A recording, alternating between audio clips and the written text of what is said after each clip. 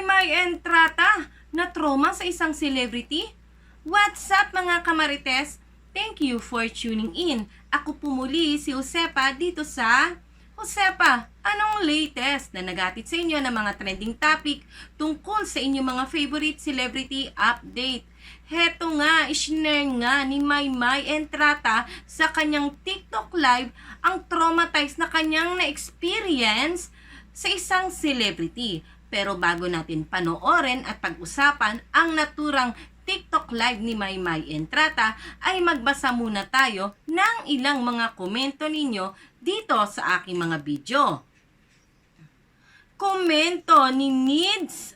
O yan, Needs. O walang apelido, Needs lang. O diba? Komento ni Needs. Mayward forever. Kahit sinong maging love team nila, dahil bata pa, okay lang. But in the end, sila pa rin. I love them both since PBB pa. O diba? Love na love talaga ni Needs ang Mayward. Pero hindi na bata si Maymay Entrata. 25 years old na siya. Magto 26 na ngayong May. Parang kailangan na talaga niya magkaroon ng boyfriend, 'di ba? Syempre pag boyfriend mo kailangan mo ng kilalanin, 'di ba? Kasi yan yung age na yan yung mga nag-iisip na mag-settle down dahil 25 years old na. Si Edward Barber yan, bata pa talaga yan. Kasi ilang taon pa lang ba si Edward? 22?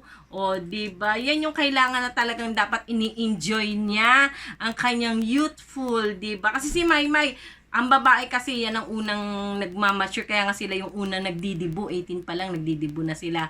Ang lalaki 21, diba? Ibig sabihin, mas mature talaga, mas nauunang mag-mature ang babae, kaya mas maaga silang nagdidibu kaysa sa lalaki, kasi ang lalaki medyo late silang mag-mature. At ito nga yung age ni Edward Barber na ngayon pa lang niya nai-enjoy ang kanyang youthful. Si Maymay kailangan na talaga niyang magka-boyfriend o mahanap ang kanyang future na something that 25 years old na siya. Syempre kikilalanin pa niya sa ilang taon o years na magkaroon siya ng jowa bago mag-settle down. Kaya dapat talaga magka-boyfriend na yan si Maymay Entrata. At yan na nga, ay may boyfriend na nga. Tanggapin na natin ang katotohanan na may special someone na si Maymay Entrata.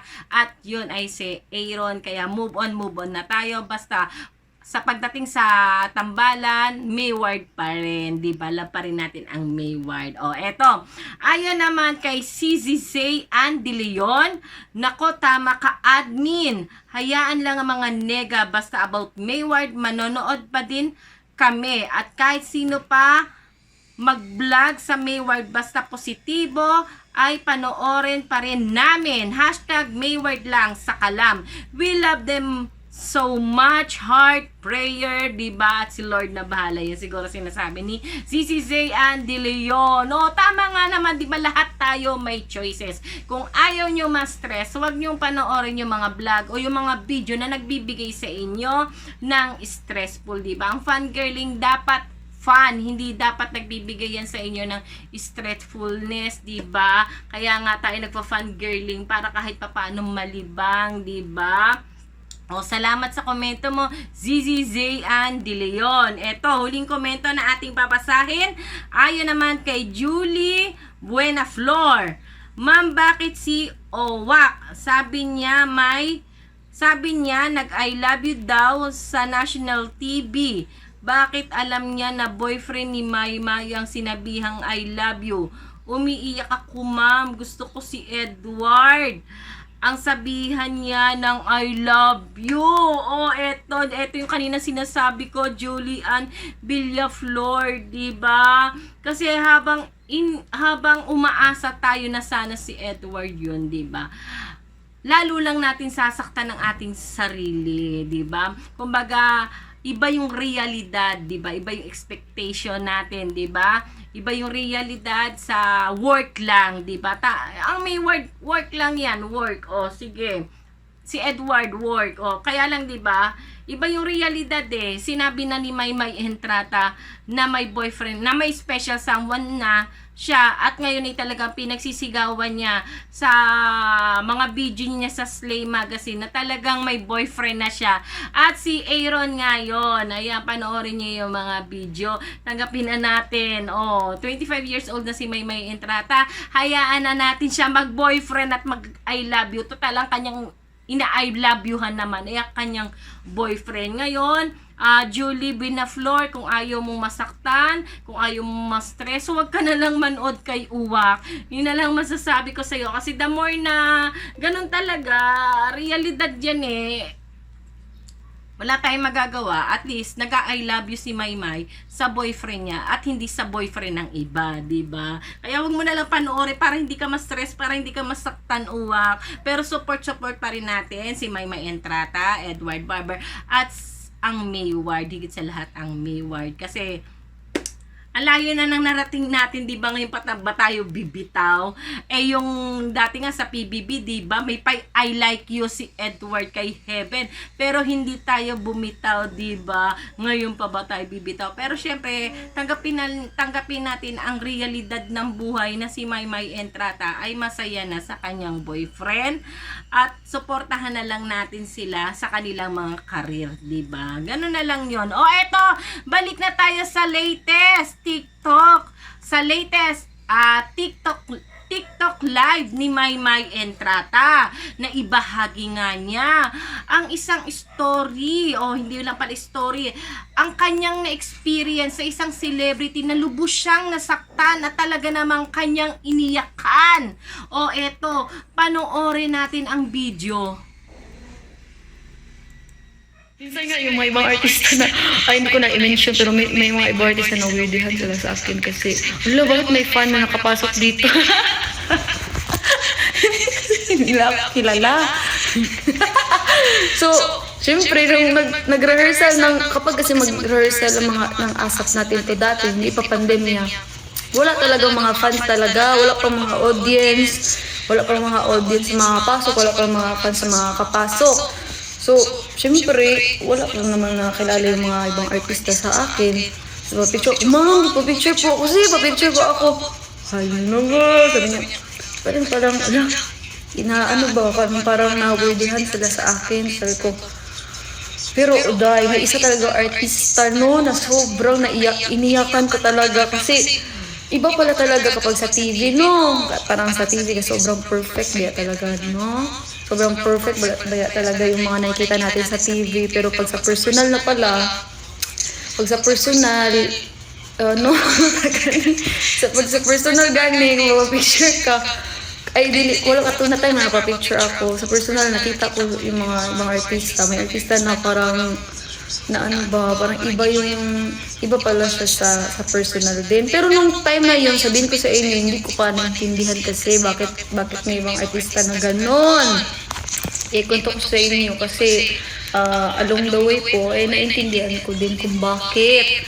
Kasi may mga artista po pala talaga, kaya po pala siguro may iba na ka nang ma-misunderstood bitaw sa personal kasi may mga trust issues sila. Kapag po kasi nasa industriya kayo, ang hirap po talaga magtiwala. Parang pili na lang yung tiwala mo. For example, example, ikaw nasa posisyon, ikaw artista ka, ang daming nakakilala sa'yo. Tapos, syempre, itong mga nakakilala sa'yo, alam nila na dami mong blessing. Siyempre may mga iba, ang gusto lang nila yung kung ano meron ka, hindi yung ikaw mismo. Kaya siguro may mga artista na may mga trust issues kasi siguro may pinagdaanan sila ba na kanabitaw, may pinagdaanan sila, nag-trust sila sa tao na yan, pero yun pala, iba pala yung habol. Parang sisiraan ka lang pala at the end, no? Kaya, nung time na yun, ako nasaktan talaga, iniyakan ko talaga, ganito ba ako, ay mga artista, maldito, manday ka ayon, maldito, ana-ana. Pero day, may nag-advise sa akin isang artista, si Kuya Arjo, sabi niya sa akin na Kasi nalaman ko niya, pareho kasi kami ng handler nung time na yun. Tapos nalaman ni Sir Arjo na sobrang nag-iyak-iyak nga ako. Tapos tinawagan niya ako, tapos in-advisean niya ako. Sabi niya, May, lagi mo tatandaan, yung mga artista, tao din yan. Kung anong meron tayo, trabaho lang yon. Huwag mong i-personal. Pero itong gagawin mo ito lang yung technique ng May. Kapag may mga artista na hindi nagpansin sa'yo, ang gagawin mo lang, mag-hi ka lang talaga. Kapag hindi sila magpansin sa'yo, problema na nila yun. Sa ikaw, at least magaan yung loob mo, wala kang problema sa kanila. So yun na yun. Sabi ko, sige po. Yung mga ibang artista na feeling ko na parang ano pa sila, parang may wall bitaw. Hi lang talaga ako ng hi. Tapos kahit man hindi pa nila ako kilala, hi lang talaga ako. Hello po ma'am, hello po sir, hello po ma'am, hello po sir. Alam niyo po, pagkadugayan ay pagmatagalan po, sila na mag-hi sa akin. Sabi ko, hala, tama talaga. Buti na lang nakuha ko yung advice ni Kuya Arjo. Kasi sabi ko nga, yung iba kasi may trust issues, diba? Kaya hindi sila agad magtiwala. So siguro nakita nila na hindi naman siguro ako, hindi pala sila siguro ako mukhang magnanakaw. Kasi first siguro ay magnanakaw, charot lang. Hindi naman siguro ako mukhang mapapagkakatiwalaan pala ako. Ayun po, nag-ano na din sila, nag-approach na din sila. Sabi ko, ganun lang pala, wag mo lang talaga dibdibin. Kasi lahat naman talaga mga tao, kahit mga artista pa yan, kahit mga senior pa yan talaga, or mga pinakasikat pa yan, may pinagdadaanan talaga, no? Wala talagang perfecto ba? Pero kapag ano kasi, dati kasi kapag panay ka talaga, like talagang magmanga ka sa mga artista, talagang feeling talaga perfect sila. Tapos pag may makita kang mali sa kanila, parang sobrang masasaktan nyo talaga, hindi ka makapaniwala. Pero pag matagalan, intindihan mo din yun na, gusto dahil tao din pala sila. Or yun, deserve din pala nila ng respeto, ng privacy, kung sa personal nilang buhay. Yun, naintindihan ko din. Lalo na naging kaibigan ko si Ate Kakay, mga matalik kong kaibigan dito sa industriya ko, si Ate Kakay, si Ate Lovely, si Ate Catherine, si Nimia, si Ate Elise, si Ate Jinri, kinasala si Ate Jinri. Yan sila po yung mga tado kong kaibigan dito sa showbiz. At ang dami kong natutunan, lalo na kayo, siyempre kilala niyo naman po yung isa sa mga queen natin dito po sa ABS-CBN, yan si Bay, si Catherine. Grabe, sa tikat talaga, grabe, sobrang humble talaga, sobrang bait talaga niya. Iba sila talaga. Iba siya. Diyos ko, dahil alam mo naman na pinagpilahan ko yun sa SM. Yun sa Cagayan de Oro. Pinagpilahan ko yun si Catherine dati. Tapos magkakadinner ko lang siya minsan. Sabi ko, grabe, hanggang ngayon. Grabe talaga. Talaga nang papatulala ka pa rin. Pero, ayun nga. Masaya ako dahil mas nakilala ko pa siya na mabuti. Sila Ate Kakay, sila Ate Lovely, sobrang bait talaga. Sobrang napaka-humble. Kaya hanggang ngayon, tuloy-tuloy yung mga biyaya nila. Diba? Kaya nga, diba, mga celebrity, sinasabi ko sa inyo, yung mga pinapakita nila sa TV, yan, kung ano yung gusto ng mga fan, halos hindi naman kung sa nila lahat. Yung iba mga celebrity, syempre, work nila yan, kung ano yung mga gusto makita ng fan, ng mga sumusuporta sa kanila, yun ang kanilang pinapakita. Pero syempre, behind the scene, tao pa rin sila, 'di ba? May mga pinagdadaanan din sila, may mga problema din sila. Kaya dapat hindi natin masyado siniseryoso dahil ganyan talaga ang life, ganyan talaga ang buhay. 'Di ba? Kaya huwag niyo masyadong i-involve. Sa akin lang 'to ha. Huwag niyo masyadong i-involve ang sarili ninyo diyan sa mga celebrity dahil iba ang realidad ng buhay, 'di ba? At in the end naman, syempre, may sarili silang buhay at tayo may sarili rin buhay. Tama lang yung yung libang-libangan lang natin, di ba? Huwag masyadong pakaseryoso. Dahil dyan, pag masyado mo sineryoso ang pagpa-fangirling, dyan nag-uumpisa na masaktan ka. At nagiging toxic na sa'yo, imbis na maging fun yung fangirling mo, nagiging toxic na siya sa'yo.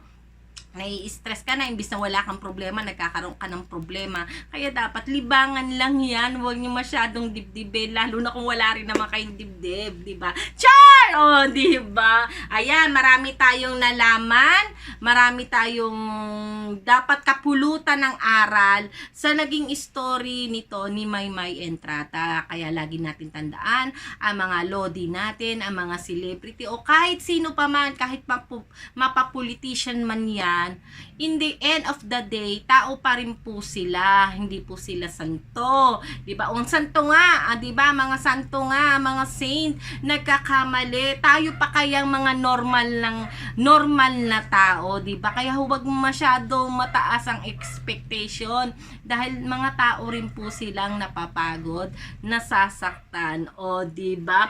O paano mga kamarites? Hanggang sa susunod na update dito kina Maymay Entrata at Edward Barber na mas kilala natin sa tambalang Mayward. Kaya kung gusto nyo maging updated lagi dito kina Maymay Entrata, Edward Barber at sa Mayward, ay huwag nyong kalimutang mag-subscribe, i-click ang bell button para lagi po kayong updated dito kina Maymay Entrata at Edward Barber o sa Mayward. At sa mga nananatili pa rin pong nakasubscribe dito sa aking YouTube channel, ay huwag nyo pong kalimutang mag-comment.